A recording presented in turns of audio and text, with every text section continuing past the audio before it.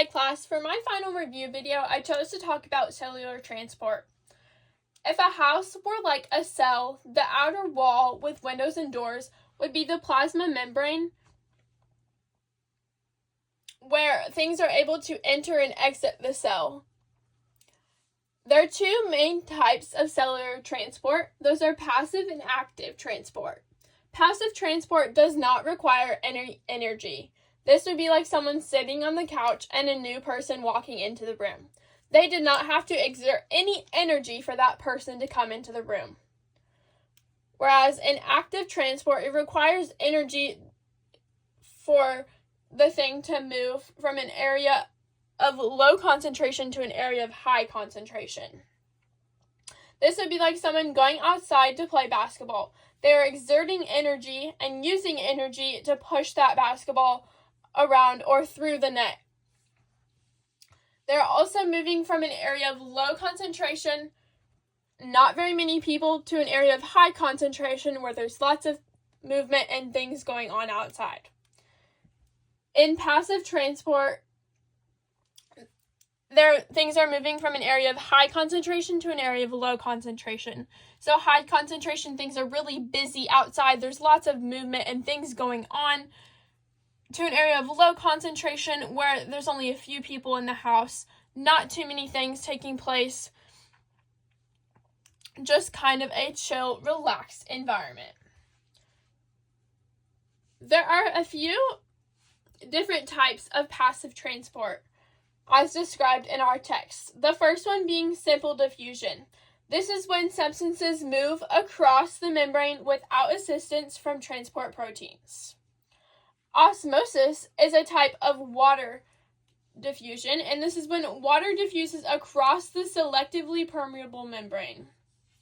In facilitated diffusion, substances move across the membrane with assistance from a transport protein, or with assistance of a buddy helping to take you outside. Active transport, the few types there are endocytosis. The membrane engulfs the incoming substance and encloses it into a vesicle. And exocytosis, when vesicles fuse with cell membrane, releasing substances from the cell.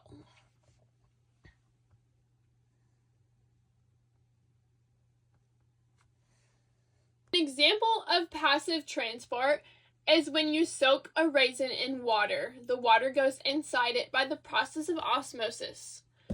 Another example would be an intestine reabsorbing the nutrients by separating them from the waste and transporting them through their membrane into the bloodstream, which is also an example of filtration.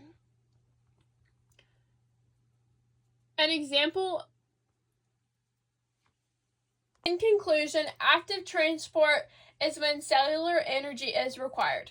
Movement takes place from a region of low concentration to a region of high concentration of molecules. It is needed for the transport of all molecules such as proteins, large cells, and ions.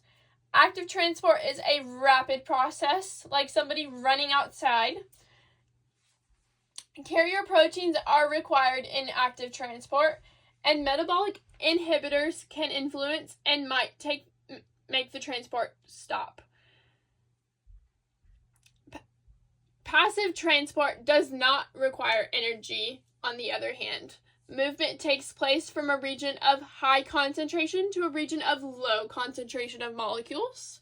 It is needed for the transport of all soluble molecules, including oxygen, water, carbon dioxide, lipids.